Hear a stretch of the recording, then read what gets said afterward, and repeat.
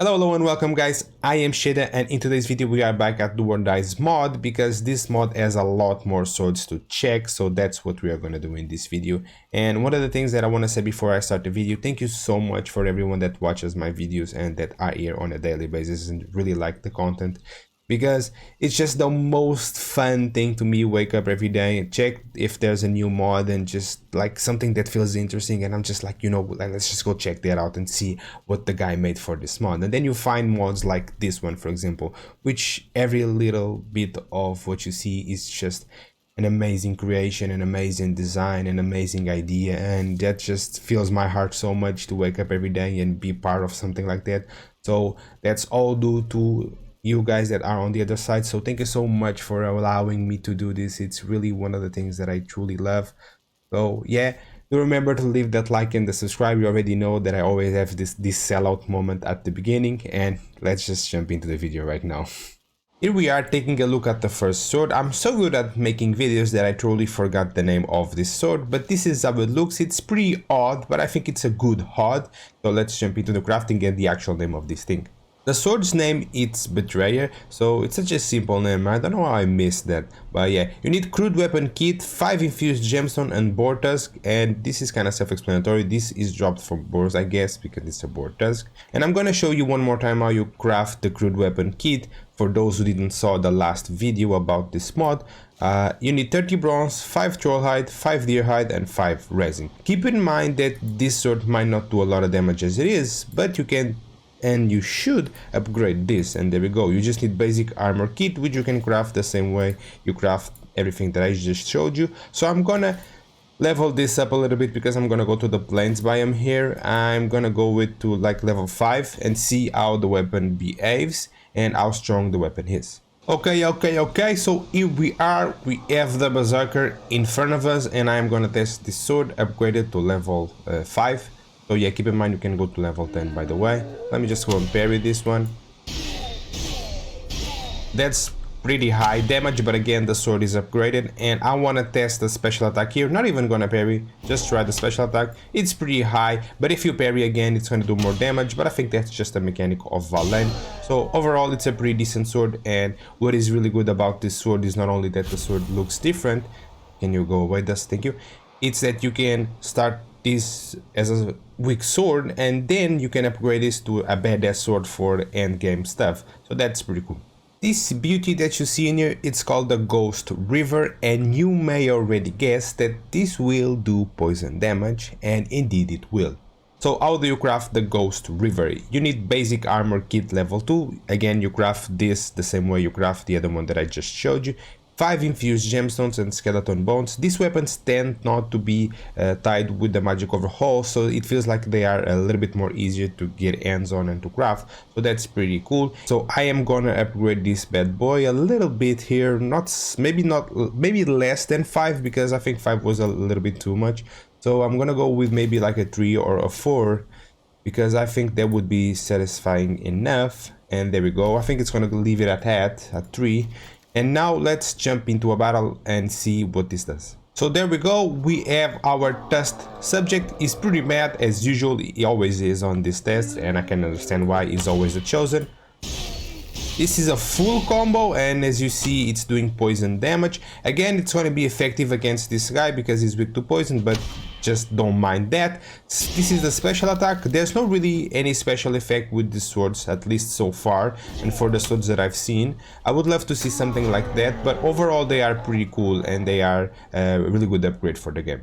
This is called Light's Bane. It struck me as my favorite sword, and if you think this does fire damage, you are correct, my friend.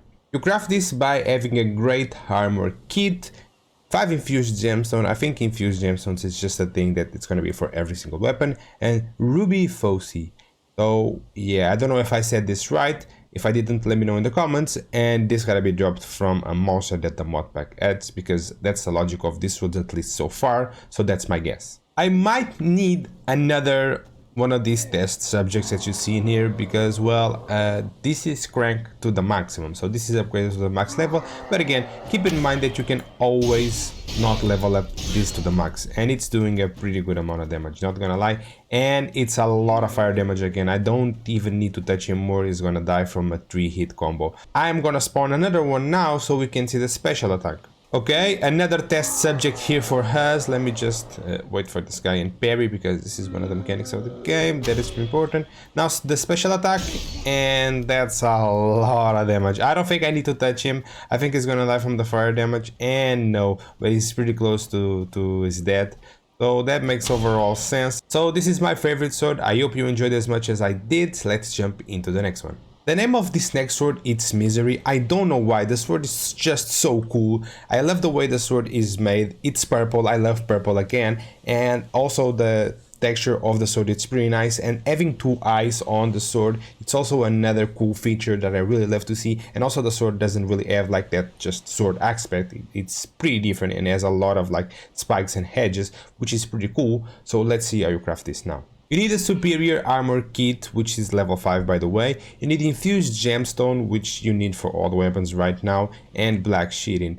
So one of the things that's pretty cool about this is that it does lightning damage. And again, you can upgrade this, but I'm guessing this is like at level 5 right now. So I'm not gonna touch this sword and just test against the goblin. So I can tell you that this guy is my best friend in Valheim. He's always where I am and he's always testing the mods with me. So thank you so much for your contribution, Berserker. You are appreciated. So 2 combo, that's pretty high damage again, but this sword is level 5 by default, so that's pretty decent. Just block that, and the special attack is pretty good as well. That's a lot of damage. It's a pretty cool sword, I'm not gonna lie. I really love the visual of the sword more than anything. The name of this next sword, it's called Insignia, and tell me if this is not the coolest cold sword you've ever seen. Like, this is truly a weapon that's gonna do ice damage, you can already tell, or frost damage in that case. And it's just amazing. I really love the little insignia that you have a little bit after the handle. That's a pretty cool detail, and just the overall way the sword looks, it's pretty nice. Let's see how you craft this bad boy. So you craft Fate having 2 infused gemstones and 2 crystals. The crystals are not something that's pretty hard to get. And the exceptional armor kit, again, you need a bunch of other things to craft that. You already know how that works.